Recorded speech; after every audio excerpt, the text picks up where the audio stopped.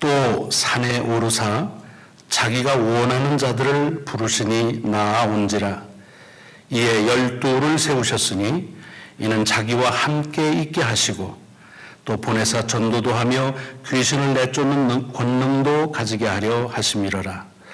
이 12를 세우셨으니 시몬에게는 베드로란 이름을 더하셨고 또 세베대의 아들 야고보와 야고보의 형제 요한이니 이 둘에게는 보아너게 곧 우레의 아들이란 이름을 더하셨으며 또 안드레와 빌립과 바돌로메와 마테와 도마와 알페오의 아들 야고보와 및 다데오와 가나나인 시몬이며 또 가룟 유다니 이는 예수를 판 자더라. 아멘. 아멘. 오늘 봉독한 하나님의 말씀이 한 주간 여러분의 삶을 인도하시는 넉넉한 은혜가 되시기를 먼저 주의 이름으로 축원합니다. 오늘 예배에 말씀드린 대로 오늘은 올해의 마지막 12월 31일이기도 하고 마지막 주일이기도 합니다. 보통 한 해에 주일이 52번 있습니다. 52주라 그러는데 올해는 특별히 오늘이 주일인 관계 때문인지 53번째 주일입니다. 몇 년마다 한 번씩 53번 주일 예배를 드리는데 올해가 그 해입니다. 보너스로 한 번 더 예배를 드린다. 이것이 여러분들에게는 하나님의 축복에 더하시는 그런 좋은 기회가 되시기를 바랍니다. 연말이 되면 우리가 살아온 한 해를 이렇게 뒤돌아보게 되지요. 아마 여러분들도 지난 주간에 그런 시간을 많이 가지셨으리라고 생각합니다. 이렇게 뒤돌아보면 그러면 보통 우리가 그냥 입술 그냥 열면 나오는 말이 아유 시간 빨리 갔다. 세월 참 빠르다. 그런 얘기를 많이 하십니다.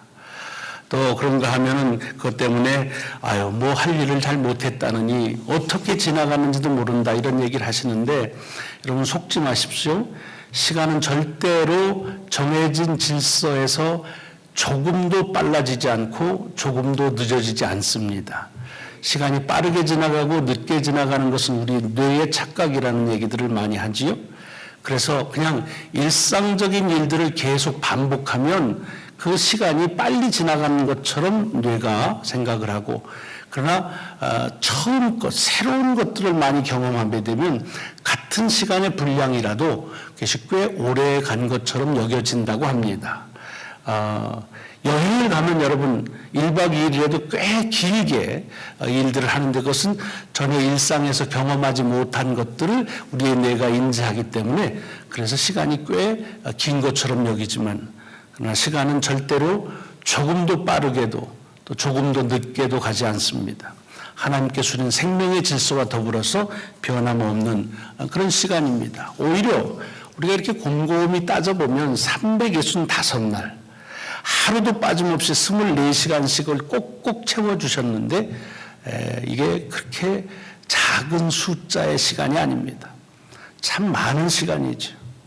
또 그렇게 많은 오랜 세월을 시간을 살면서 지금 우리가 여기 이렇게 예배를 드리고 있다고 하는 것은 그저 그냥 식상하게 들리실지는 모르지만 이건 하나님의 기적의 역사입니다. 이렇게 많은 차량들 가운데서 우리가 안전하게 살아있다는 증거요. 얼마나 많은 질병들이 우리 주변에서 맴돌고 있으며 위협과 공포스러운 일들은 또 얼마나 많이 일어나고 있습니까?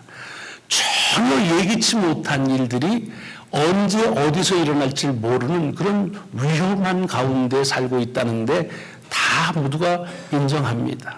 그럼에도 불구하고 지금 이렇게 우리의 형편과 여건은 조금 다를지 모르지만 여기에 살아서 예배 드린다라고 하는 이 사실, 이것은 하나님의 기적이라 그렇게 말해도 과언은 아니라고 생각합니다. 자, 우리가 한 해를 이렇게 뒤돌아볼 때마다 한 해를 어떻게 살았는가 하는 평가를 하는데 대개의 평가의 기준은 내가 뭘 얼마나 많이 했느냐 하는 것 가지고 기준을 삼을 때가 많습니다. 우리 스스로도 그렇고 다른 사람을 평가할 때도 그렇죠. 그래서 한 해 동안 많은 일들을 했으면 아우 올해는 참 보람되게 시간을 보냈다 하기도 하고, 또 정반대로 이루어놓은 일이 별로 많지 않으면 그러면 또 아쉽다 이렇게 회자하기도 합니다. 또 뭘 많이 얻으면은 참 좋은 축복의 시간이었다라고 하기도 하고, 그렇지 못할 때에는 올해는 그렇지 못했다 이렇게 우리 스스로를 아쉬워하는 마음을 갖습니다. 제 자신도 한 주간 지나면서 한 해를 뒤돌아보면서 볼 때 참 많은 것들을 얻게도 하시고 이루게도 하신 것에 대한 그런 감사함을 가지고 보람 있는 한 해를 지냈다 하는 그런 마음을 가졌습니다. 이렇게 우리는 어떤 시간을, 우리가 어떤 삶을 살았느냐 할 때 무엇을 얼만큼 이뤘느냐 얻었느냐 하는 것들을 가지고 측정하고 판단하기가 매우 쉽습니다. 제가 지난 주간에 읽은 글 가운데서 오늘 주보에 부분적으로 발췌해서 소개해드렸습니다만, 류시화라고 하는 시인이며 작가의 글을 하나 읽고 오늘 여러분과 같이 그 말씀을 나누면서 제 설교를 시작하려고 합니다. 이제 자기 정체성에 대한 얘기를 쓴 글인데, 글 자체는 여러분들이 읽으시면 다 이해하는 건데, 그 글을 읽고 제가 이제 제 나름대로 생각한 것들을 같이 거기에 품어봅니다. 이분이 22살에 신춘문예에 당선이 돼서 시인으로 문단에 등단을 합니다. 그러니까 빠른 나이에 등단을 한 거지요. 거기다가 이제 그 이후에 연속적으로 몇 권의 시집을 내면서 저 같은 사람도 알 정도로 꽤 유명한 인기를 갖는 작가가 됐습니다.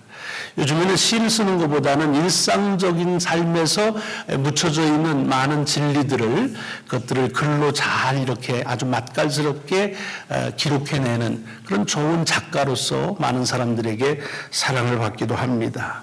그래서 그는 그렇게 자기 자신을 자기가 시인이다, 작가다 하는 생각을 너무 자연스럽게 했다는 것입니다. 근데 곰곰이 생각을 해보니까 시인이다라는 그런 자기의 정체성은 자기가 시를 쓸 때에만 국한된 자기의 모습인 겁니다. 자기도 다른 사람의 글을 읽는데 다른 사람의 글을 읽은 건 그것은 독자로서의 자기 모습이 있는 거지 시인으로 있는 것은 아니라는 것을 깨닫는 겁니다. 그것뿐만이 아니라 자기가 시인이기도 하지만 버스를 타면 승객이 되기도 하고, 여행을 가면 관광객이 되기도 하고, 아파서 병원에 입원하면 환자가 되기도 하고, 여러 형태의 자기의 모습이 있는데 유독 자기를 시인이다, 작가다 하는 것만 우긴다는 일은 어떤 일들에 자기의 정체성이 잡혀 있는 거라 하는 생각을 가지면서 그 글을 씁니다. 마찬가지로 의사는 사람을 치료할 때 의사고, 교수는 학생들을 가르칠 때 교수인데도 그런 분들 가운데에는 더 이상 환자를 치료하지 않아도 자기가 의사라고 하는 정체성에서 떼놓지를 못하고, 교수로 봉직하다 학생을 더 이상 가르치지 않음에도 불구하고 그리고 교수라고 하는 정체성에서 자기를 떨쳐버리지 못하는 경우가 많이 있다는 얘기입니다. 또 그 정반대의 경우지만 말년에 암에 걸린 사람들이 자기의 정체성을 암 환자라 이렇게 정체성을 갖다 보니까 그것은 암 자체보다도 훨씬 더 두려움을 갖게 하는 그런 자기의 정체성 속에 빠진다 하는 얘기입니다. 무슨 얘기를 하려고 하느냐 하면, 우리가 어떤 역할을 하느냐, 어떤 기능을 가지고 사느냐 하는 것들은 시시때때로 바뀔 수밖에 없다는 것입니다. 아무리 의사라도 병들어서 병원에 누우면 환자가 되는 것이고, 그리고 어떨 때는 사람을 초빙할 땐 자기가 주인이 되지만 또 초빙을 받아서 갈 때는 같은 사람이면서 손님이 되기도 한다 하는 얘기입니다. 저도 이제는 벌써 오래됐습니다. 15년 전에 안식년을 가졌을 때 제가 여기서 목회하는 목사이지만, 그리고 이제 가서 안식년을 쉬는데 목회를 하지 않는 것 때문에 사람들은 아무것도 안 한다 하는 것으로 여기지만 사실은 저라는 정체성에는 바뀐 게 없는 것을 깨달은 적이 있습니다. 그렇게 대단한 건 아니지만 우리는 이렇게 우리가 누구냐라고 할 때 내가 어떤 역할을 하느냐, 어떤 기능을 가지고 하느냐 하는 것으로 그렇게 이제 우리 자신을 볼 때가 많이 있다는 얘기입니다. 그러면서 이 류시아님이 쓴 글에는 예수의 신부 가운데 한 분이신 앤서니 드 멜로라고 하는 사람이 쓴 글을 이렇게 이야기 하나를 소개합니다. 이 이야기입니다. 어떤 한 중병을 앓고 있는 여인이 있었습니다. 근데 그 여인에게 이제 생사를 헤매는 가운데에서 아득한 곳에서 한 목소리가 자기에게 들리는 겁니다. 근데 그 목소리가 들리면서 자기에게 묻는 게 뭐냐면 너는 누구냐라는 그런 물음이었습니다. 너는 누구냐? 그러니까 이 여인이 얘기합니다. 제 이름은 쿠퍼이고요. 제 남편은 이 시의 시장입니다. 그래서 저는 시장의 아내입니다. 이렇게 대답을 합니다. 그랬더니 다시 목소리가 들립니다. 나는 네 이름을 묻지 않고 네 남편이 뭐 하는지를 물은 게 아니다. 너는 누구냐? 라고 하는 음성을 또 듣습니다. 그때 제가 그 여인이 또 대답합니다. 나는 사랑하는 두 아들을 키우는 그런 엄마입니다. 라고 얘기합니다. 근데 다시 음성이 들립니다. 나는 네가 뭘 하는 것, 누구의 엄마라는 걸 묻지 않았다. 너는 누구냐? 다시 재차 묻는 물음이 들립니다. 그랬더니 저는 초등학교 아이들을 가리키는 선생이고요. 그 교사직을 하고 있습니다. 다시 들립니다. 나는 네가 뭘 하는지 묻는 게 아니다. 네가 누구냐? 다시 들립니다. 저는 크리스찬이고요. 그리고 남편을 잘 내조하고 그리고 열심히 학생들을 잘 가리키는 삶을 살았습니다. 다시 들립니다. 나는 네가 뭘 하면서 얼마나 열심히 했는지를 묻는 게 아니다. 네가 누구냐? 라고 하는 그런 질문을 연속적으로 들었다는 것입니다. 나중에 얘기는 그 질문, 멀리서 들려주는 네가 누구냐라는 음성 가운데서 이 사람이 깨달은 것은 자기는 지금 자기가 하고 있는 일, 자기의 역할과 자기의 기능을 마치 자기라고 생각했었는데 근데 가만히 보니까 자기는 어떤 역할과 어떤 기능도 넉넉하게 해낼 수 있는 그것에 묶이지 않는 존재라고 하는 것을 깨닫고 그리고 그 병에서 나음을 얻었다 하는 그런 이야기를 전하고 있습니다. 무슨 얘기냐? 우리는 우리 자신이 누구냐고 그럴 때 자꾸만 내가 하고 있는 역할이나 내가 담당하고 있는 기능을 나 자신이라고 생각하고 그리고 그것 때문에 교만해지기도 하고 그것 때문에 스스로를 자학하기도 하는 경우가 참 많다는 얘기입니다. 하지만 사람은 그런 어떤 역할과 어떤 기능 이전에 하나님께 주시는 그런 존귀한 그런 존재로서의 소중함, 그것이 우선돼야 그래야 자기의 정체성을 찾을 수 있다는 그런 말씀을 드리는 것입니다. 그렇기 때문에 참된 자기가 누구냐라는 그런 삶의 질문은 내가 뭘 하느냐 하는 것으로 물어볼 것이 아니라 나는 누구인가 라고 하는 질문에서 시작돼야 되는 것이고 그 질문과 더불어서 반드시 물어야 될 질문이 또 하나 있는데 그것은 뭐냐 하면 나는 무엇이 아닌가라는 질문을 해야 된다는 얘기입니다. 다시 말하면 지금 내가 하고 있는 그것이 내 자신이라고 하는 착각에서 벗어나야 자유해야 그래야 참된 자기를 느낄 수 있다고 하는 얘기입니다. 그런데 그렇지 않죠. 세상은 내가 뭘 하느냐, 내가 차지한 지위, 내가 차지하고 있는 힘들 이런 것들을 가지고 자꾸 나를 평가합니다. 그래서 우리도 모르는 사이에 나 스스로를 잘 꾸며보려고 합니다. 그래서 내 역할과 내 기능이 만만치 않다고 하는 것을 과시하려고 하죠. 또 그런 지위가 있다면 그런 권력이 있다면 서슴지 않고 그 권력과 그 지위를 차지해서 많은 사람들에게 나는 이런 사람이다 라고 하는 것들을 그렇게 나타내고 싶어 합니다. 심지어는 이분은 성형하는 것도 그 일종이라는 겁니다. 내가 어떤 존재라고 하는 것을 외부적으로 나타내기 위해서 그 자신감을 갖기 위해서 한다는 겁니다. 그런데 그렇게 어떤 것을 자기 자신이 누구인지를 채우기 위해서 채우면 채울수록 아마 여러분들 다 경험했을 거예요. 채우면 채울수록 더 공허해지고 더 갈급해질 뿐 자기 자신이 누구인지에 대한 대답은 그 속에서 찾을 수가 없다고 하는 얘기입니다. 그렇기 때문에 우리가 누구냐라고 하는 것은 내가 누군지 나의 존재에 대한 내가 하고 있는 doing이 아니라 이 being, 내 존재가 무엇인지를 알 때에만 그리고 그것을 소중하게 여길 때에만 비로소 그곳에서 우리의 삶의 가치가 가능하다 하는 그런 말씀을 하고 있습니다. 그러면서 인생 수업이라고 하는 글을 쓰신 엘리자베스 큐블러 로스라고 하는 이의 글을 이렇게 인용합니다. 제가 누구 말을 인용 안 하는데 이것은 류시아님의 글을 인용하기 때문에 그대로 인용합니다. 우리는 우리 인생의 시작에 있든지 아니면 그 끝에 있든지 삶의 정점기에 있든지 아니면 절망의 나락에 있든지 우리는 언제나 그런 모든 상황을 초월한 존재이다.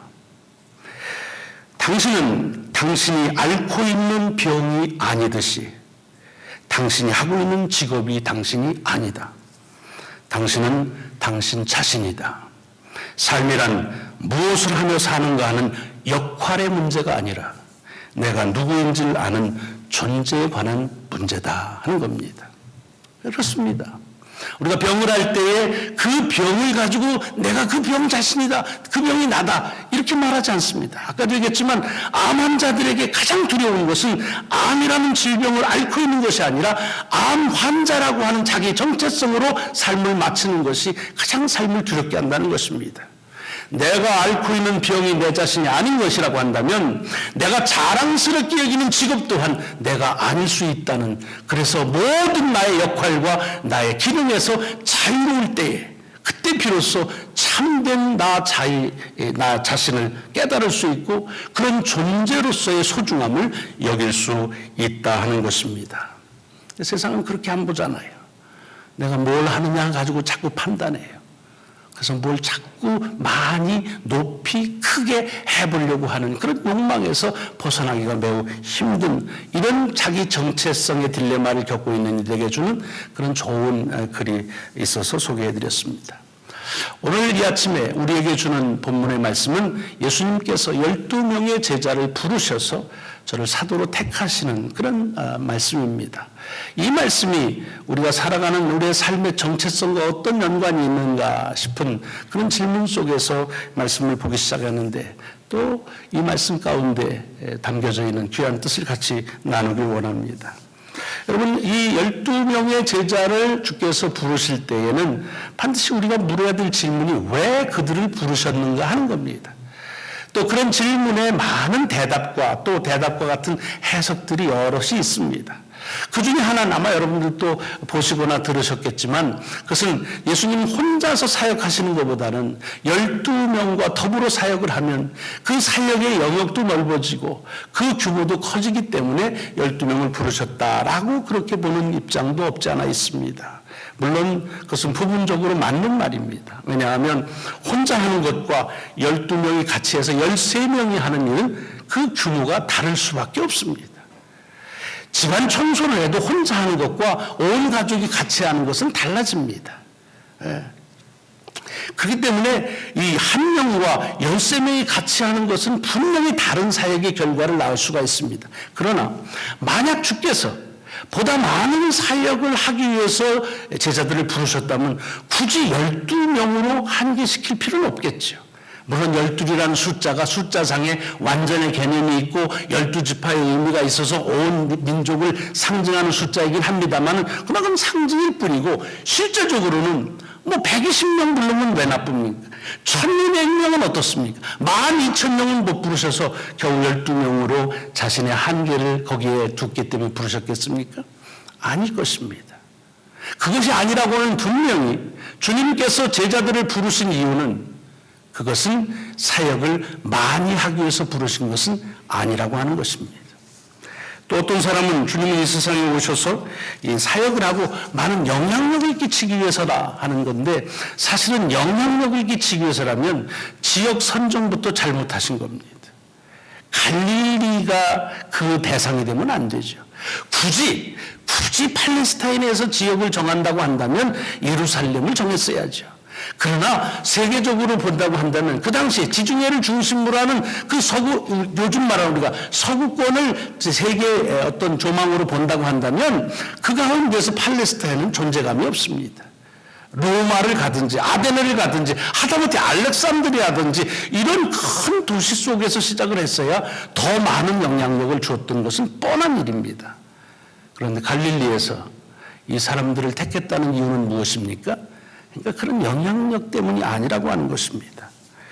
여러분, 또는 주께서 하시는 말씀에 대한 것들을, 그것을 잘 이해하기 위해서, 그래서 사람들을 통해서 그들이 가지고 있는 그런 재능들을 쓰기 위해서 부르셨다고 한다면 사실 이 사람들 부르면 안 되죠. 왜냐하면 말씀에 대한 전문가들이 당시에 있었습니다. 메시아가 어떻게 올지 언제 예언됐고 그 예언이 어떻게 이제 이루어질 거라는 것을 너무나 잘 알고 있는 율법학자들이나 서기관들을 불러서 그들을 제자로 삼았다고 한다면 아마도 예수님께서 하시는 말씀이 사람들에게 더 쉽게 또는 많은 사람들이 이해될 수 있도록 사용했었을 것입니다. 또는 신앙생활하는 생활에 영향을 주기 위해서라면 제사장이나 사내들인 의원들을 택했더라면 더 훨씬 효율적인 효과를 거둘 수 있었을 것입니다. 그런데 우리가 잘 아는 대로 예수 그리스도께서 뽑으신 12명이 어떤 사람들입니까? 그죠? 갈릴리 해변에서 어부입니다. 어부에 대한 상징적인 의미가 많지만 그냥 솔직한 얘기로 하자면 그 지역에 사는데 별로 다른 거 할 수 있는 특별한 지식도 뭐 전문 이런 것도 없이 그런 사람들이 하는 어업을, 그것을 고기 잡는 사람들입니다. 그것도 무슨 멀리 나가서 뭐 원양어업을 하는 것도 아니에요. 앞에 호수에서 그냥 고기 잡아먹고 사는 사람, 아주 평범하도 너무 평범한 사람들을 뽑은 겁니다. 영향력은 상관이 없습니다. 더군다나 사람들에게 손가락질 당하는 그 당시에 세리를 뽑아서 그래서 제자를 삼는데 무슨 좋은 영향력을 주겠습니까? 사람 잘못 봐도 훨씬 잘못 받겠죠. 그러니까 그것도 예수 그리스도께서 제자들을 부르신 이유가 아닐 수 있다는 겁니다. 또 어떤 이는 이렇게 말합니다. 12명이 함께 모여서 그리스도 이후에 이제 한 팀을 이뤄서 하나가 돼서 그래서 같이 한 마음으로 일할 수 있게 하기 위해서다. 예, 뭐 그럴 수 있겠죠. 그러나 만약 그런 의도라고 한다면 사람 또 잘못 봤습니다. 그 당시 유대인들이 여러 분파가 있는데 바리새인과 사두개파, 젤라땅과 에센파 있습니다. 이게 다 서로 상극입니다. 사두개인과 바리새인들이 상극이고 젤라땅과 에센파는 전혀 살아가는 삶의 패턴이 목적이 다릅니다.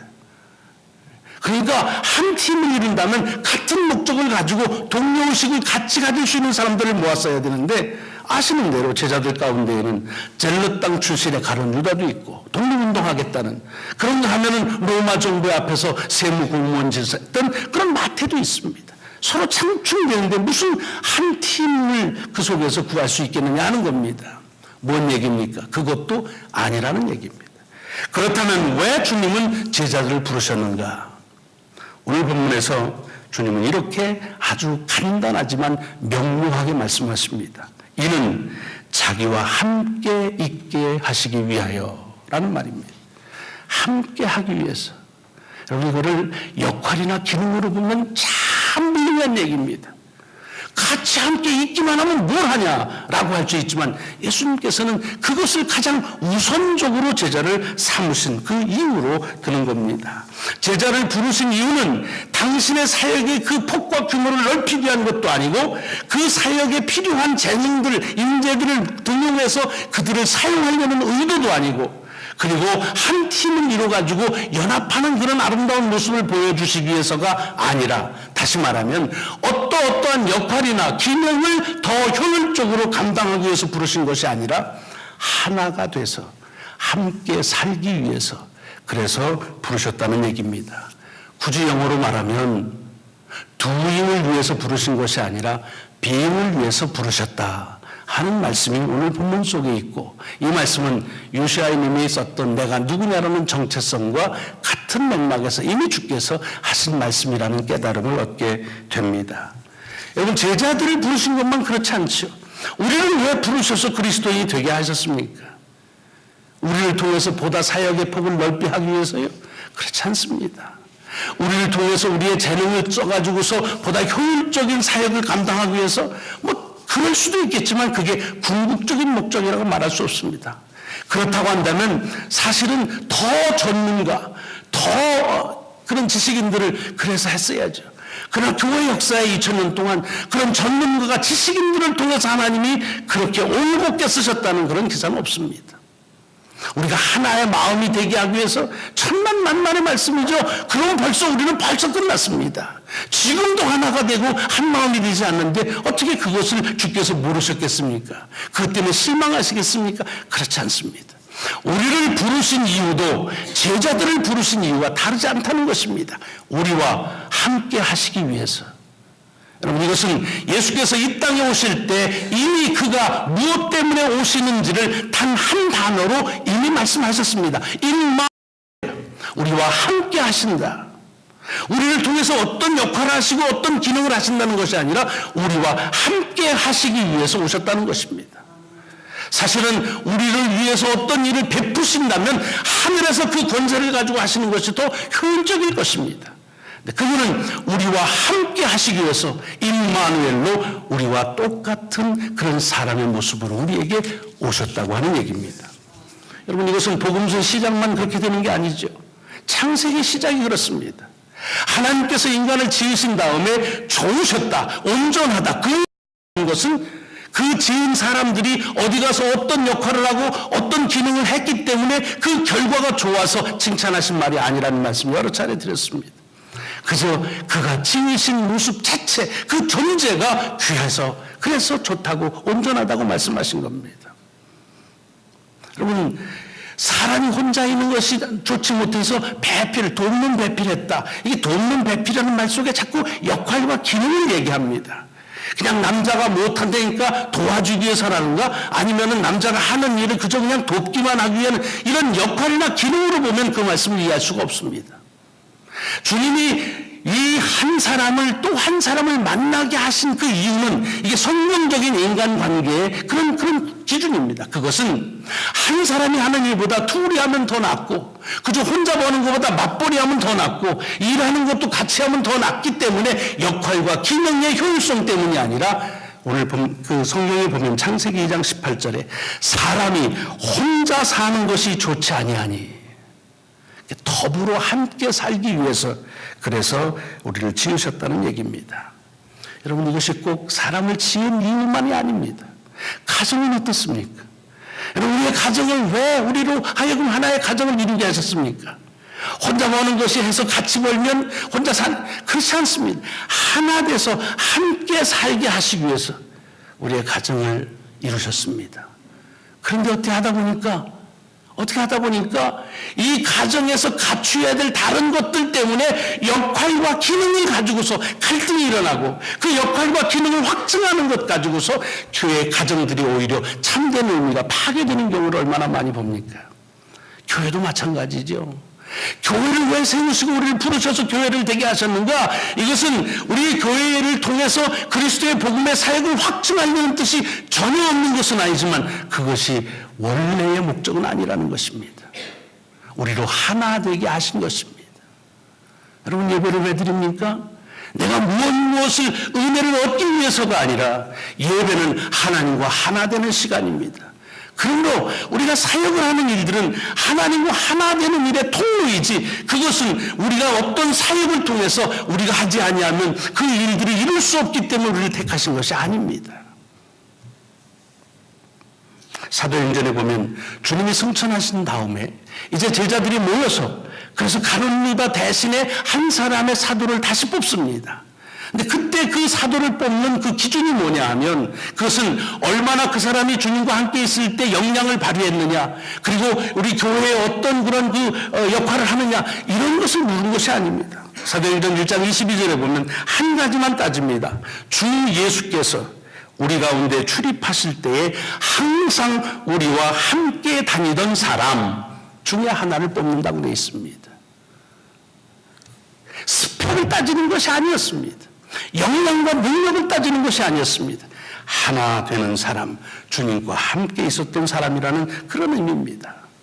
여러분, 제가 성탄절을 지나고 있습니다. 여러 차례 말씀드렸지만 성탄절은 한날 그냥 축하하고 끝나는 행사가 아닙니다. 이제 아기로 이 땅에 태어나신 주님과 더불어 살아가는 겁니다. 작년에도 말씀드린 기억이 있습니다. 이웃집에 아기 나면 축하 메시지 전하고 끝납니다. 그러나 그 아기가 우리 집에 태어나면 이건 달라집니다. 모든 기준이 그 아기에게 맞춰지는 것입니다. 여러분, 왜 아기가 소중합니까? 아기는 아기가 태어나자마자 이제 빨래 더 할 수 있는 일손이 늘어서 축하하는 거 아닙니다. 개가 무슨 설거지를 하기 때문에 그 기능 때문에 개를 귀하게 여기는 거 아닙니다. 아기는 그 아기라는 존재 자체만으로 소중한 것입니다. 여러분, 이 성탄절에 주님이 우리에게 왜 귀한가 하는 것을 깨달을 때 주님께서 우리에게 하시는 기능과 역할을 가지고 따지지 말자는 거예요. 주님이 아기로 오셨다는 말 가운데에는 주님은 주님의 존재로서 우리는 귀하다라고 하는 것을 깨달아야 될 필요가 이 절기에 있다고 하는 겁니다. 한 해를 지나면서 이제 우리가 어떤 일을 했는가, 또 앞으로 무슨 일을 하는가 하는 것을 우리가 계획을 해야 됩니다. 필요합니다. 또 우리는 우리의 주어지는 여건에 따라서 우리의 역할과 그리고 기능들을 최선을 다해 감당을 해야 됩니다. 하지만 우리가 누구인가 하는 것이 내가 감당하는 역할이나 내가 감당하는 기능을 가지고서 세상은 판단할지 모르지만 하나님은 그리하지 않으신다는 것을 기억할 필요가 있다는 것입니다. 내가 어떤 역할을 하든 내가 어떤 기능을 하든 하나님은 나라는 나의 존재, 내가 하는 doing이 아니라 나라는 being에 하나님은 소중히 여기고 관심을 가지신다는 것입니다. 많은 계획을 세우시는데 여러분, 무엇을 위해서 주님을 위해 뭘 할 것인가 묻기 전에 내가 주님과 함께 하는가 하는 것들이 우리에게 먼저 물어야 될 질문일 것입니다. 비단 주님에게의 관계만이 아니라 여러분의 가정에도 이 교회에도 내가 무엇을 많이 할 것인가 이전에 내가 얼만큼 함께 하느냐 하는 것이 우리에게 더 소중한 질문이기에 12명의 제자를 당신과 함께 하시기 위해서 부르신 그 뜻을 이 송년주일 이 아침에 우리에게 주신다고 믿습니다. 기도하시겠습니다.